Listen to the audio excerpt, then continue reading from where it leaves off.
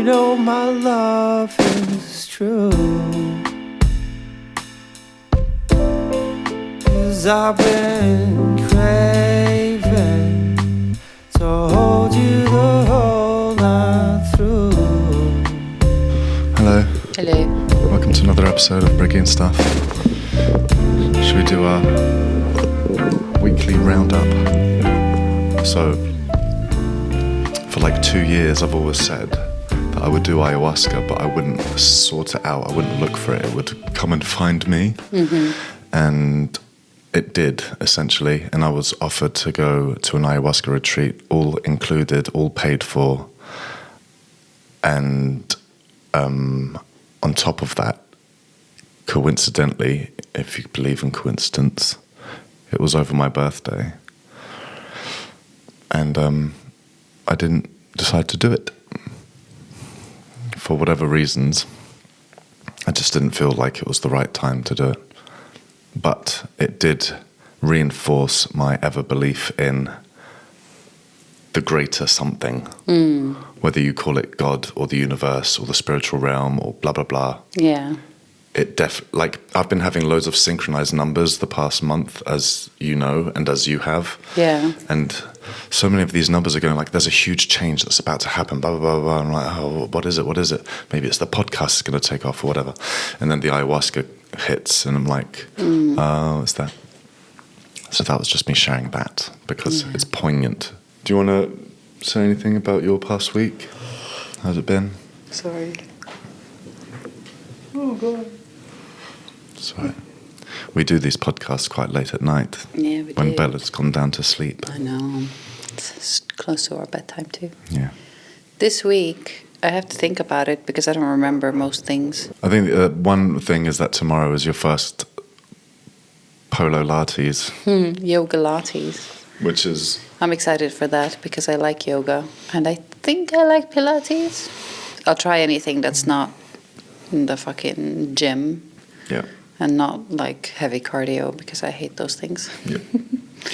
We're going to talk about people's responses, meaning how they react to situations that cause them to have a response, namely fight, flight, or freeze. Mm-hmm. Right? I think most people know like the fight or flight response, but don't really know what the freeze response is. Yeah, right. And all this, before we start, is to obviously say that we are not experts. No. And we're not professionals. This is just stuff that we've picked up along the way. Yeah, this is all social media learning. Yeah, social media learning and like ADHD learning and living learning and relationship learning. Mm-hmm. And I think having both of us learned the fight, flight, freeze responses and what we know up until now about them has really helped our relationship. Definitely. Because there's been some crucial differences in how we deal with things that without knowing these responses, it was like fucking chaos trying to understand the other person. And then once you have that kind of key that unlocks the understanding of the other person, which is down to these responses. Yeah. Sometimes I talk and I don't know if I'm waffling or if I'm making sense. Anyway, so shall we like explain the sitch of the responses in our circumstance? Mm-hmm. So when we first met, obviously, we didn't know that much about all this stuff. And so my response, I don't know what the right terminology is, but my response is very much fight. So if I get into an altercation with someone where I feel threatened or shamed or feel a certain kind of way that makes me feel uncomfortable, my reaction will be to fight. Mm-hmm. So not physically fight, but like, you know, verbally. Yeah. So I'm the person that will shout back. I'm the person that will get annoyed very quickly. I'm the person that will snap. And you might have said something that's actually quite surface level, but for me, I took it too deep. Yeah. And I'll retaliate in a nasty way sometimes. Yeah. Now we couple that with your response, which is to freeze. Yeah. Well, so for the longest time, I didn't really think about it. And then when I did hear about it for the first time, I thought, well, fight or flight, like I must be flight because I'm definitely not fight. Not unless the situation is very extreme. And once I learned about freeze, I was like, that makes more sense. Because flight, I thought, kind of make sense, but I don't actually, because I don't like withdraw, or I don't like physically run away in some situations or walk away. I'm not big on that. Yeah, freeze is a lot more complicated, But actually. it's, yeah, I realized that I'm freeze, which just means that in any situation where it gets heightened, if it gets like, if I feel any kind of uncomfortable, I freeze. And it depends on the situation, it presents differently, but with our relationship, it it presents that I completely shut down. Yeah. And to give a bit more context, like, so some people when they freeze, they dissociate. And so for people that don't know what dissociate means, you quite literally leave the room, but within your head. Yeah. So if you're talking to somebody and they start dissociating, they might be looking at you, but they've checked out. Yeah. And it's Which is something that's common anyway with ADHD, because your brain just dissociates. Yeah, we regardless. dissociate Somebody even will when... somebody will be talking to you and you're like this, and your brain is like, Right. and then you come back and you're like, fuck. I have no idea what's That's a going good on. way to compare it, yeah. Yeah. So that can happen, but so obviously against your own free will. So say that we're having a conversation and, you know, I'm not very smart in the way that I'm talking to you, and I'm pointing the finger and I'm saying, you've done this, you've done that. And then you start freezing, dissociating, you've checked out, which is a problem in relationships, because then I would feel like you're not listening to me, you're not taking me seriously. And I feel like I'm being attacked.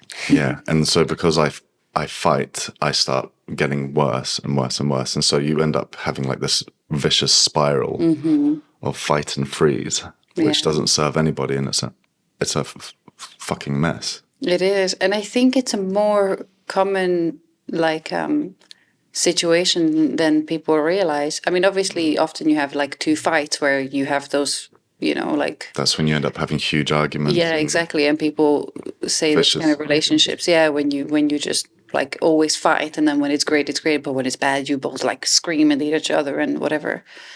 Or you have the other often where it's like one person like walks out or something. Yeah, so to give an example of like a fight and flight dynamic, you could have like a woman who's a fight, and then the guy is a flight. And so what he'll do is he won't address the situation. He'll just be like, well, I'm leaving. And he'll literally physically leave.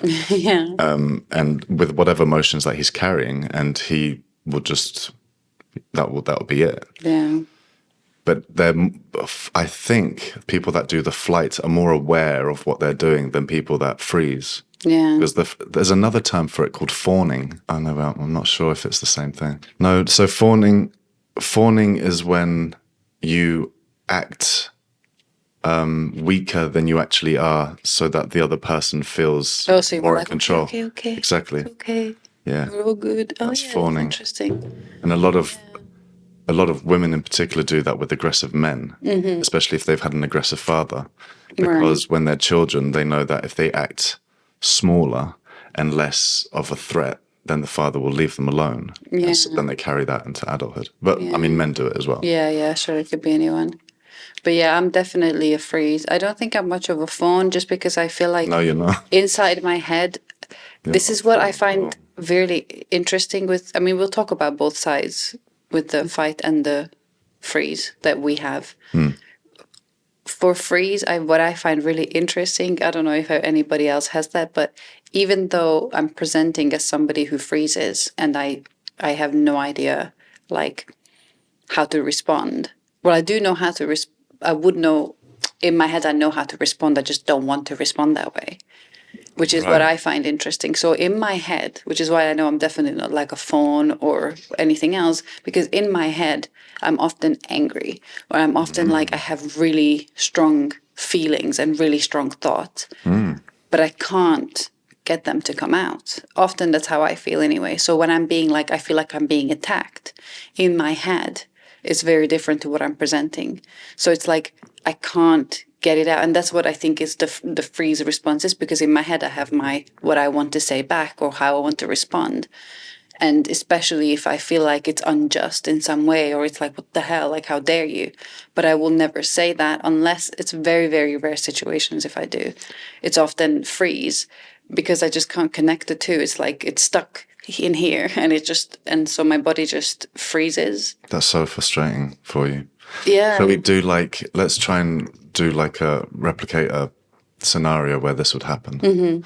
I mean, it could be something as simple as having to do something, right? Like, let's say it's a situation prior to us realizing our strengths and weaknesses when it comes to dealing with situations. So let's say that I'm supposed to make a phone call, or I'm supposed to arrange an appointment or something, and I've been putting it off for a long time, and it's really important for our family, for example. Right. So I've been telling you for ages now to call the doctor because you need to do a checkup, right? And we've got a letter and you need to call them.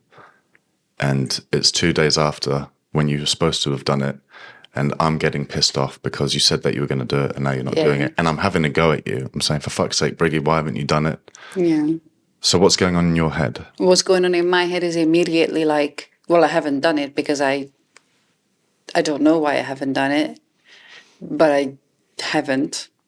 And like, you yelling at me isn't gonna make me do it. You know, it's like in my head, my immediate reaction is to be like, all right, like, what the fuck do you want me to do? Like, I said I would, I didn't. I don't know why I didn't, because also at that time I probably wouldn't have been as aware of my ADHD, so I wouldn't be able to say like, it's because I have this like, what's the word? Disorder. Yeah, but also this invisible sort of like that state of like I want to, but I just can't. Paralysis. There we go. So I feel paralyzed and I just can't do it, no matter how many times you tell me. But I don't know how to articulate. And I'd have all these things in my head. It's like, it's not fair. Like, it's not my fault. Like, I don't know why I can't do it, but I know I can't, and I know it's not my fault. And I would get all angry in my head, but because part of me, I don't know if it's fear or whatever it is that was ingrained in me from a young age, but it's like I know I can't actually say those things out loud. So it won't come out. Where it might stem from is from, as a child, maybe not feeling like you can say those things because the reaction would be even worse. Exactly. And then this has become like your hardwiring now as an adult. Exactly. And so it's in my head, but it doesn't come out. And so I just shut down. And because I don't really know the reason why and I can't explain myself, I just shut down. And so it's like, if you telling me like, oh, why haven't you done this? I'll just go like this. And then you're telling me it's so important because this and that. And I'll be like, I know. And this usually is my response. And I'm like this. And I just go like, yeah, I know. And then for me on my side, when you just say, I know, it's like, oh, you're not taking it seriously. Why aren't you saying anything? If you really cared, you'd be saying something right now. This is the worst time for you to go quiet, because I take that as a rejection. I take that as you not caring. So for anybody in a relationship who's with someone who freezes, what is the best way for the partner to react? I.e., for me to react in a situation where, so I guess in a situation where there's something serious that I need to tell you, or something that I feel I want to tell you that is important to me. How is the best way to present this information to you without any risk of you freezing? And as a second part, if I see that you start freezing, what should I do? Well, so once it's already happened, like let's say in the situation that we've talked about just now, if it already happened, and we're a bit more we're more aware of our ways of being, so you recognize what's going on. I would say probably to just acknowledge that out loud, because for me, I think that makes a huge difference. If I hear the other person say like, look, I understand what you're going through right now. I understand what's happening in your head. So like just really bluntly saying like, look, I can. Yeah, that might not work for everyone, but I think that's what works for me. I always really appreciate very straightforwardness. I much rather that than having to, because then on top of that, if you have to guess and then feel guilty because you don't really know what's going on, and like, is this person still angry at me? Oh, because you're not sure if I understand what you're going through. Yeah, exactly. And so I freeze, and then on top of that, I know now you're angry at me, so then I feel bad about that. But I can't help my response because it's so deeply ingrained that I can't get out of this state. But now I carry the guilt of that. Yeah. And so I think just if you recognize that in the other person, you can just say like, okay, I see you're shutting down, so I'm just gonna, like, let's just leave this for now. I think it's, And figure out a way to talk about it in a different way. And I think the way to talk about it in a different way could be, I don't know, I guess with communication, you get to know each other better anyway, and you can talk about it. It might be different for every person. For me, I would say to not get to that point, we need to, like, in a sort of more light-hearted or lighter way, we need to approach those topics. So, for example, we say, okay, this is something that we know we're going to struggle with. This is a task we need to do. You need to do. I know this is going to be a struggle for you. yeah. So I think of it like in terms of how we learned what we learned with Bella, for example, right? So when she's struggling with something, to relate to her. If you say like, I know this is a difficult task for you, this is what I would struggle with. Like, these are my struggles. I have struggles too. We're both struggling on different ends. I think that's helpful sometimes because everybody does struggle. And Yeah. sometimes for the person who's struggling in the moment, it's nice to hear that relatable, that way to relate to someone. It's nice to be like, yeah, I struggle too with other stuff. Like, I know it's hard with certain things. I get it. Let's ease up on it. I think it's a nice way to I think it's approach it. important to mention like this is what works for us, right? Because Yeah. because we feel safe with each other. Yeah. I think so. To go back to that point of what can the partner do who's with someone that freezes. So like I've tried so many different things because I now see when you're kind of dissociating, and it's the last thing I want to happen. Yeah. Because it's almost like, right, well, we can't get anywhere right now. Yeah. Especially for me, because I so desperately need your voice to relay stuff back. And so for me, it's not so much like in the moment, it's like throughout the whole relationship, you have to just build on the safety. Yeah. It's all about the safety. And one of the real important things that I've noticed with myself not to do is if I lose my temper and if I get snappy, which is never anybody else thing, it's always a me thing, is to address it straight away. So if I've snapped at you, which doesn't happen very often, but it does happen, and it's never because of you, like directly, I'll, as quickly as I can, try to apologize for Yeah. it. And also reassure you that it's not about you. Yeah. And I think when you get to a point in your relationship where you understand that the other person's not a threat, Yeah. then when you That's definitely. then when you very come into helpful. when you come into these conversations that are a bit more like difficult, if you go into them gently without raising your voice, without using the pronouns like you, but You this always, is you never. but more like this is how I feel. There's no blame being put on anyone. This is just Yeah. like this is where I'm at. Yeah. I think that goes a long way. Yeah, and something helpful that we used to, when we first sort of tried this way of communicating, I remember we used to say like, okay, we have something important to talk about, and we say, let's go into it. Like, remember we used to agree to it before, let's go into it with a non-judgmental and Like an a intro to the positive conversation. place. Yeah, and we both make a conscious decision to go into it in a positive way and with as little judgment and shame as possible. Yeah. And we say like, okay, it's going to be a safe space now. And let's try and keep it at that as much as possible. And if you feel it getting heated, let's try and get back to that. And so coming off the back of that, like giving advice for the person who has the fight response, when you're in a conversation with your partner or a friend or a colleague, if you feel that your fight response is getting triggered and you feel that adrenaline going up, before it goes any further, I'm going to have to take a minute and leave the room. And I don't know how many times I've done it now where I'm like, I have to leave the room for a bit. And it kind of looks a bit like kooky on the outside, like, oh, you have to just leave the room and then come back a minute later, or 10 minutes later, or however long.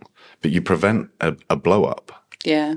Because if I blow up, then like I'm all shot to shit and then you're freezing and then, there's no communication for however long. Exactly. And I've hated it. Like it's in our relationship when we've had those arguments and then we've ended up just especially like if we've gone into town or something and then we're not talking for 2 or 3 hours. I know. Because neither of us, well, we're better at it now, but struggled to break that silence. Yes.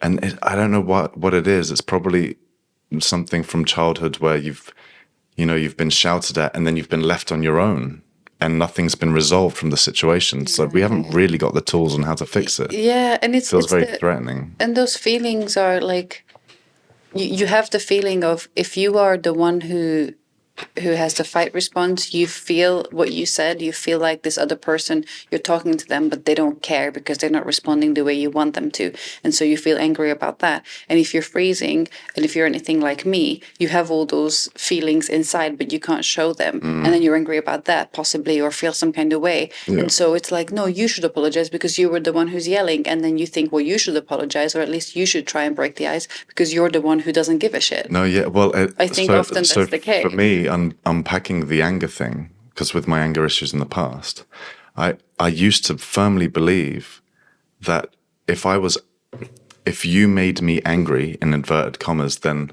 of course it's justified because you made me angry. Right. And it was only until I think like my late 20s, early 30s, I was like, no one's made me angry. I've gotten angry because of. Yeah. And that's the huge flip. Yeah. That's when it was like, oh, fuck, it's me. Yeah. You know? And like just being angry at anyone and it being justified because they made me angry. And it's like, well, actually not everyone's making you angry. Like you've got anger issues. Yeah. But that's so difficult to see when you're in it. Yeah, of course. And on the flip side, I have a similar mindset, but on the other end, right? Like I've felt like whenever I entered my state of freeze, for whoever brought that out of me, I always felt like, oh, here we go again. It's like somebody else who's just yelling at me and I just have to take it. Yeah, and that's how I felt. I always felt so just like, it felt so like unjust. Is that a word? Because I always felt so like, it's not fair. Why do you get to yell at me? Why does everybody get to take their shit out on me? And I'm just sitting there taking it because there's nothing I can say. And I felt that as well. I felt like it's everybody else's fault. And like, I'm in this free state and it's not fair. Like they should see that I'm this fragile little flower and I don't deserve to be spoken to like that. And it's like, well, that's not their fault either that this is my response. Yeah. And because of my response, I'm often triggering whatever in the other person, and it does come across like I don't care. Yeah. But in my head, I'm like, well, you're not allowed to talk to me. Like, it's so even though the aggressive side seems worse because it's presenting more aggressive, the freeze can be the effect can be just as like detrimental. So it's just occurred to me that we've been talking about freezing and fighting, but we don't know much about flighting. Flighting and fawning. Flighting. Fawning's a funny one because I wonder if you can have fawning. I don't know enough about fawning to talk about it, to be honest. But to anyone listening or watching who have experiences in their relationships, whether it's fight, freeze, or flight. Or fawn. Let us know because... Share your experiences. Because we like to hear them. Yeah, it's interesting, isn't it? And how people deal with it. Because I can imagine if you have a relationship where it's somebody who's fawn or they both fawning, I don't know if that happens, or somebody's flight, somebody's fawn. Like, how do you work that dynamic? Two fights, we know what happens, right? But two flights or two freezes, like, it's going to be tricky. Yeah, right. Because then you've got no one verbalizing anything. To an extent, I don't know. Yeah, unless they figure it out. It'd be fascinating to know how they would figure it out. And it's fair to say it's not just like romantic relationships, it's like friendships as well. Relationship, happens across the board. Okay, so one thing, whether you've got fight, flight, freeze, fawn, scrawn, prawn, one thing that all of us with ADHD or neurodivergent, or these days, anybody, one thing that we all get is getting overwhelmed. So let's just talk a little bit about how overwhelm affects our everyday lives. So like, it's not a secret that I'm medicated for my ADHD. And thanks to entomoxetine, I don't get overwhelmed half as much as I used to. Yeah. But I remember I couldn't even go on like a shopping trip Like if we went out to Newcastle, I've got like an hour window where I'm okay. But like, I remember I used to feel like physically itchy, the too much sound, too much going on. If someone nudges into me, if like you ask me a question in the wrong way in my head, like, are you okay? God forbid, should anyone ask me if I'm okay? I'd like just get completely overwhelmed and I would have to leave. It would be like, right, home time. Yeah. But I remember that happening when we Yeah. first met a few times, even in Barcelona. I and couldn't. Brighton. Shopping was such a nightmare for me because if I wanted to buy a t-shirt, looking at t-shirts was just like, there's too much. Actually, can I talk about the first time I remember it kind of happening? Yeah, It was when we first met and we were still in Barcelona and we went somewhere. I don't know if it was fireworks Yeah, it or was. something. Was it fireworks? It was some sort of event It was fireworks in Barcelona, and we were going to go there, and we got there, and it was, well, it's Barcelona already, but it was also a big crowd. Just remember that it was one of those situations where it escalated so quickly. and then it was an immediate, like, right, that's it, we're leaving. Yeah. And it was the first time that it happened because we'd only been together, it's a matter of days or weeks at best. It was right at the beginning. And it was the first time, and I just remember thinking, like, whoa, what's going on? What the fuck just happened? Which is like, I remember parts of it.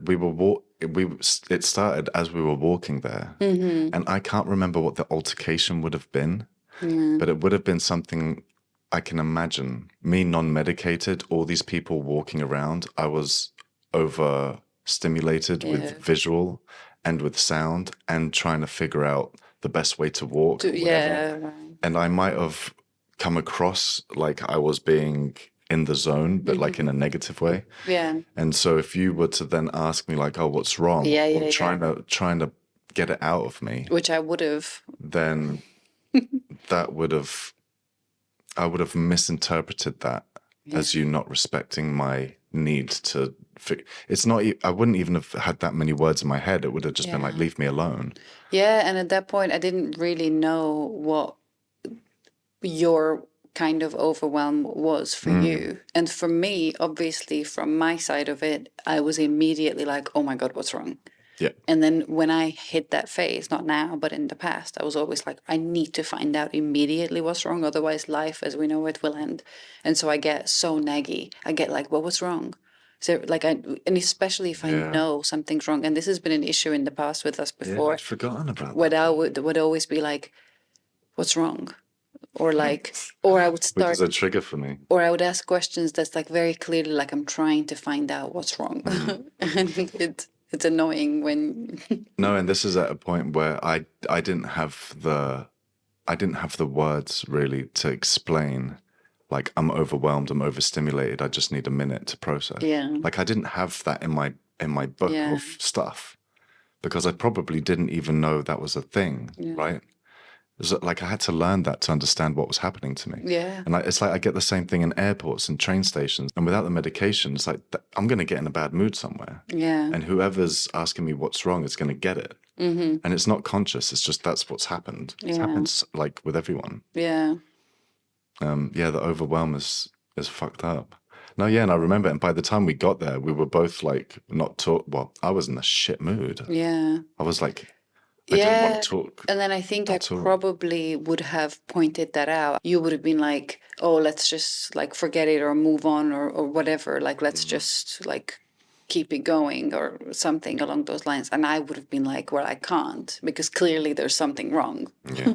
Because I can't get over that. Yeah. It's like I have such a like need to know. What the fuck is going on? You know, I mean, I think this goes for everyone, but if anybody in the world sends me one of those "we need to talk" kind of message, or anything like leaving you hanging, it's like you just stab me at that point. Like I can't, right? Because I can't deal with that. You can't let it go. I cannot. And when someone says like, "Oh, we need to talk," and then they've said that like at lunchtime, and you're not going to see them for another 5 hours. Yeah.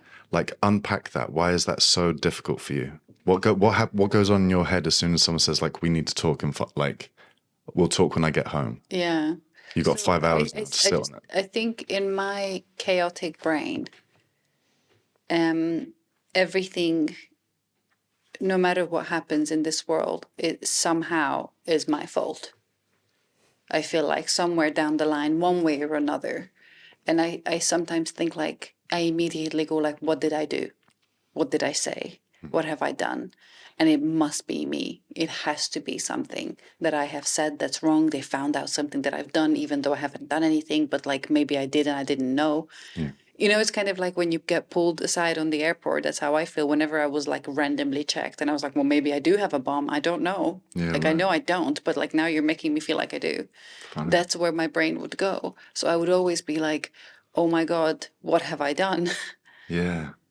I'm And then trying it to. could be as simple as like, oh, I was wondering what you want to have for dinner, or like, how do you feel about this, or what do you think about get a surprise party for this person? But to me, It's it's funny like, because for me, if someone says like, "Oh, we need to talk," and I know I'm gonna have to wait 5 hours, I get the same thing where I'm like, "No, fuck that. I need to know now." But it's not for the same reason, yeah, because I always feel like I'm never gonna get in trouble, and if I do get in trouble, I don't care wow, because what's because that I'll just like? because I'll just fight it. Do you know what I Yeah. mean? 'Cause Yeah, I got in so much. Well, we both got in trouble as right, younger kids. yeah, But then as a teenager, I got in like serious trouble, and it was always like, "What are you gonna do?" sort of thing. And I don't know if it's like a coping mechanism for the scared boy underneath. I think it must be. I think so. But I think it was probably part of that fight response. Yeah, right. You know. Yeah, and mine is And probably you're going to the freeze response where it's like, yeah, oh no, yeah, what the because fuck? I Can't was come. always in trouble. I felt like I was always in trouble, and Fucking ADHD life. on top of that, like I was always in trouble, and in our household there was always something wrong. So either way, I couldn't Yeah. relax. Well, You know, it was either like I had something or someone to be worried about, that something was it. going wrong, or I was in trouble because I was doing something wrong. There's an element of like safety that wasn't there Yeah, in your household. yeah.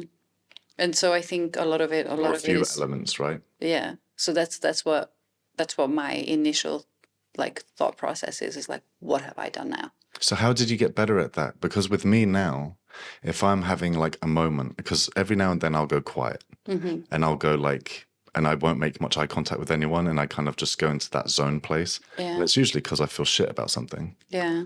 But how do you now not like push me for answers? Well, it's Like, how did you get to that I point? can't say that's true for everyone, because there's still that doesn't work with everybody in my life. Right. Oh, right. Okay. But with you specifically, because of how hard we worked on our communication, I know by now that I've adopted this thought of, if there's something wrong, you'll tell me, and if you won't tell me, that's a you problem. Yeah. In a way that, and not in like a I'm dismissing it like I don't care because it's a you problem, but I mean it's like healthy. you and I have the kind of communication now where you and I both know that we need to tell each other things, and that's helpful, and holding it is not helpful. And so if I see that clearly something's wrong and you're not telling me, I just have to wait. It's not my responsibility to get it out of you. Yeah.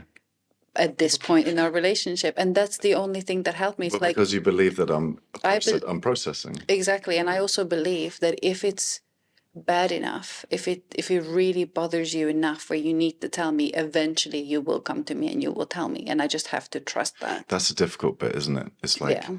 because then, And sometimes I don't. Sometimes I still go like, what's wrong? yeah, because, well, it's a practice of trust and also faith in the relationship. Exactly. Because there's a point in people's relationships where blind faith is the healthiest option. Yeah. And so say, for example, I can see that there's something wrong with you. And then I could have all these insecure thoughts of what the fuck is going on. But I have to trust that you'll come to me with it, you'll process it, or it will just be forgotten and go into the past. Yeah. And I have to come to terms with, like, I may never know what that was on that Monday, that morning. I will never know what the fuck it was. And I can make it as big a problem or as small a problem in my head. Yeah. Because ultimately, it's none of my business either until it's my business. Exactly. Which is when it's you telling me, because it has to be part of my business. Exactly. That's fucking difficult. It is difficult, and it takes a lot of conscious effort and work to get to that point for us, and it And did. practice. And Like we've practice, practiced. which is why I don't have that same mentality with other people. I have it with like closest friends. I feel like by now I'm like, okay, like I feel like they would tell me, you know. And then when it comes to people, like acquaintances or just people that are around, I feel like the older I get, the less I care. So I just don't care. And not in like a I don't give a shit about people kind of way, but it's like by now I'm old enough to know that the problem isn't always me. You know, Exactly. I've learned that by now. It's like I still have that initial fear just because it's so deeply ingrained. But if I give it a second of thought, I realize like it's probably got nothing to do with me. Because sometimes even if it has something to do with me, it's actually got nothing to do with me. Right. You know, so Another example of this kind of how we've evolved would be like this evening. You came out of the room with Bella because Bella she didn't, usually our daughter goes to sleep really quickly. And Brigi and Bella co-sleep. But every now and then Bella doesn't go to sleep that quickly and it takes fucking ages. And it really triggers Brigi, which is fine. But when Brigi comes out into the living room and when you come out and you're like pissed off and like I see you're kind of raging, my initial response is fight.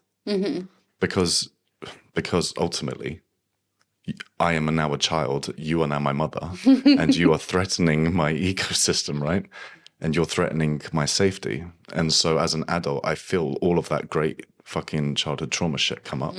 So whereas before I might have said something like, oh yeah, well, or like said something to kind of put you down, which would have ruined the evening. Now I'm just like, there's like a second part in my brain that goes, yeah, no, she's struggling. And she'll get over it, and she's fine. Yeah. And if you want to actually help, be nice.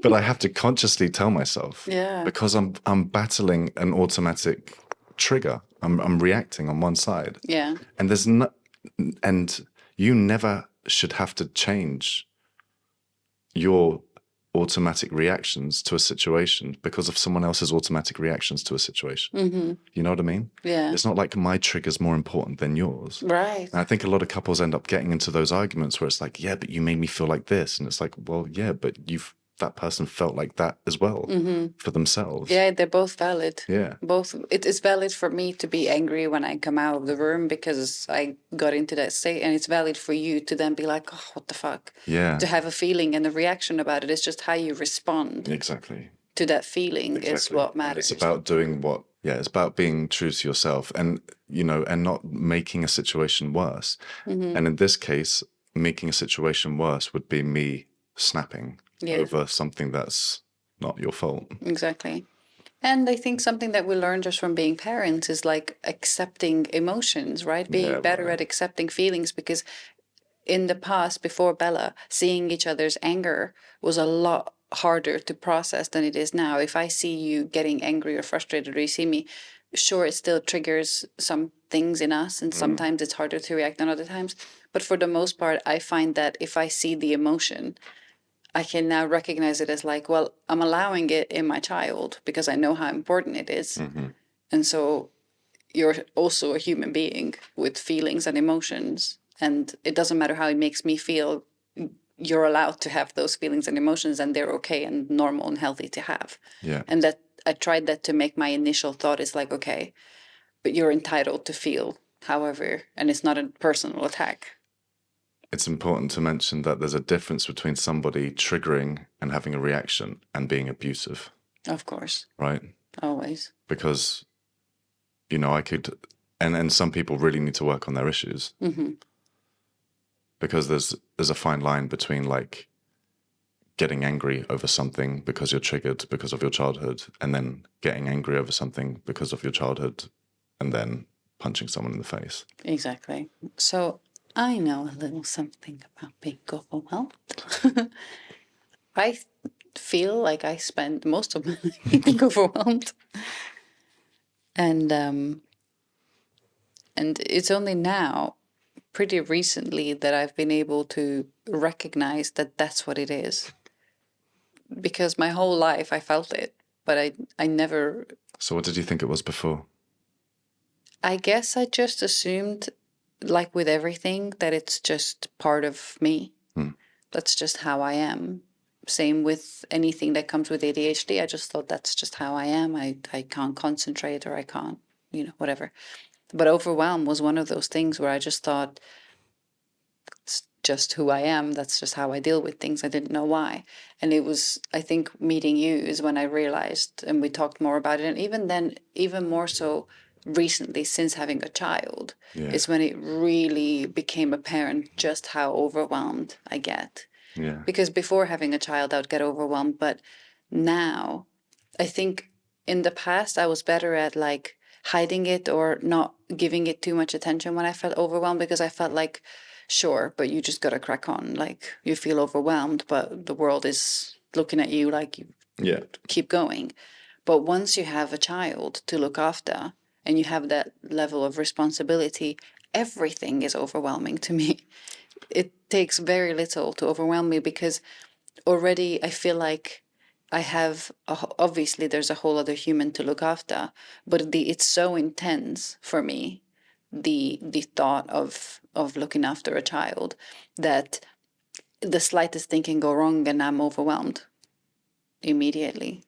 And it can be so many different scenarios. Yeah, and having a child is just massively overwhelming, right? It's overwhelming. And just on a sensory level, the fact that, most of the time you can't have a conversation, or you can't like do anything without somebody being able to interrupt you, talk to you, need something, want something, something's happening with them at all times, at any given moment. That alone is overwhelming in itself. Yeah, you don't even get to the idea that decompress. like anything you're doing, unless this child is sleeping, there's always that like you're living life, but it's just, you always have to like what's going on. At least that's what it feels like to me. And it's not a bad thing. It's just because of how my brain is, it's incredibly overwhelming a lot of the times. Yeah, I think we'll do another episode on ADHD as parents. Yeah. Because I think there's a lot there, especially in terms of like all the things that raising a child brings out in us, in terms of our own childhoods, which all kind of overlaps with ADHD. Definitely. But I find that I find that I haven't really been able to find a way out of it other than just verbalizing it a lot of the times. So if I feel myself getting overwhelmed, I try to just say it. Yeah. I mean, I think often it's very apparent, but when it's not, I just say like, I'm just really overwhelmed. I think it's, even if it is apparent, sometimes hearing it kind of switches on something else in my brain. Because I might see that you're overwhelmed, but like I see you overwhelmed a lot of the time. Yeah. And so there's a difference between like you're overwhelmed and you need to say it, because it's getting to that point. Exactly. And then in me, like I could be, so to give an example, like if me and Bella are out shopping in Newcastle, that's kind of like a high pressure environment. And then to add to it, Bella's having a meltdown, or she's just really having a difficult day. We could both be overwhelmed, but as soon as you say like, I'm feeling overwhelmed, that helps me so much. Then go, I got this. Like I'll take this one. Yeah, right. And I know it happens the other way around as well. If I go like, I'm overwhelmed, well, it happened both ways the other time when we were in Newcastle. And I'm like, I have to walk away because my fight response, I'm better walking off. And then I know that you'll take the reins and you'll like kind of toughen it up for you and Bella until I get back to a place where we can all do it together again. Exactly. Yeah, it's different levels, isn't it? Because I have the kind of overwhelm, but it's just like a standard, regular overwhelm where you're, walking down the street. And for me, walking on a road is overwhelming. I know, because of all the noises. And then when you have cars, that's alone is just an overwhelming situation. But then add another human next to me, whether it's you or Bella or both, trying to talk to me. And now I have to listen and understand while the world, then it feels like is going insane on the other side, even though there's just cars driving past. For me, it's like there's apocalypse here and you're trying to talk to me and I'm supposed to just exist. It's hard to explain. That's what it feels like. It's hard to explain to people what hypersensitivities are like. And I think we have it slightly differently, but we definitely have it similar in some ways. But like, especially with sound, if you're in a busy place, all these sounds, the only way I can explain it is that all these sounds that are going around, like the cars, the whatever noises going around, are all just as loud, and you're unable to filter any of it. Yeah. It's like your brain's just not able to filter it. Yeah. But then, like, neurotypical people have like those special earplugs where it filters all the noise out, and then you can just listen to the person talking to you. So when that person's talking to you and you've got all that noise, that person talking to you is just added noise. Added noise. And it's like, are And you then fucking kidding me? Throw a smell in there. Throw a smell Done. or a crying headache? child. Yeah. The wind. The wind. Oh, For you, it's the greatest wind. enemy. Yeah. Yeah, the struggle's real. Yeah, it's very real. And that's just like a pinch of all the different kind of hypersensitivities there are. Which often adds to the overwhelm. Yeah, there's so many levels of overwhelm that people can feel. I think it depends on each person. Again, just like with everything, I find that a lot of my overwhelm comes from hypersensitivity, like whether it's a sensory thing, whether it's like the way it feels, the smell, the sound, and then on top of that, texture, exactly. And then on top of that, you have sort of just the emotional overwhelm and so many. And then to top it all off, after all that's done, you've got the guilt. You've got the guilt, yeah. Because it's not real adulting unless you feel guilty afterwards. Yeah. Which is also like another trick it's like another thing to practice, is to give yourself grace. Mm-hmm. And I think that's one of the best things about having awareness about all of this stuff.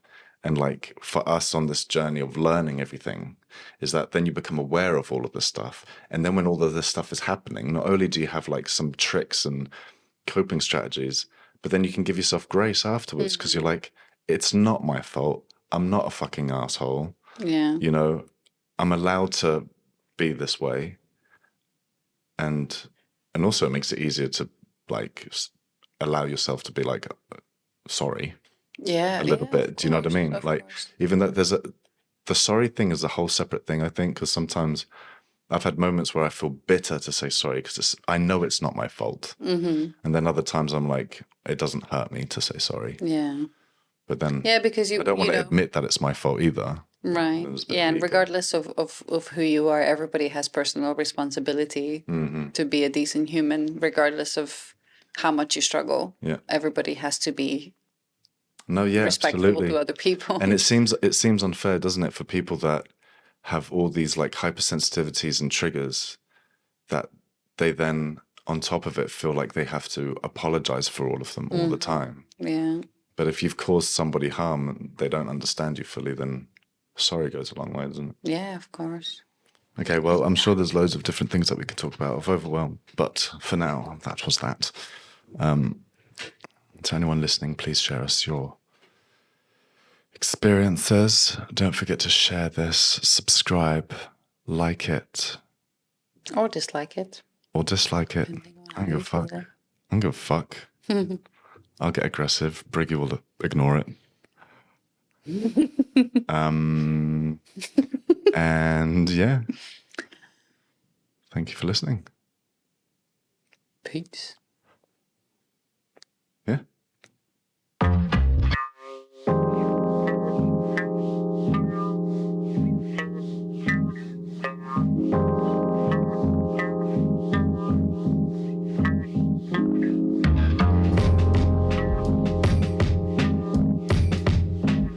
That's not been on focus. Tattooed face. How come I'm on this side again?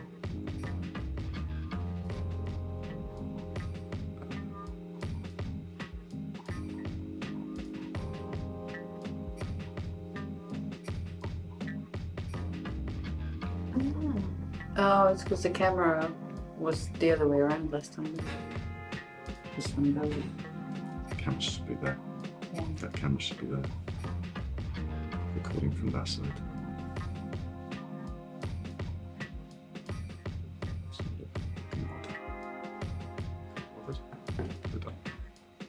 Good. Why would it look odd? Because you're looking. Because when you watch it, you're going to be. It's going to look like we're both looking that way. Oh no. So it's going to be like you talking like this, and then it's going to shoot to me, and I'm also talking like this. It's like we're both looking at the wall. Can't you flip that somehow? Yeah, I'm gonna have to. It's just going to be great for me because it'll distort your face. That's what I know one knows exactly. Just fucking colours. Right?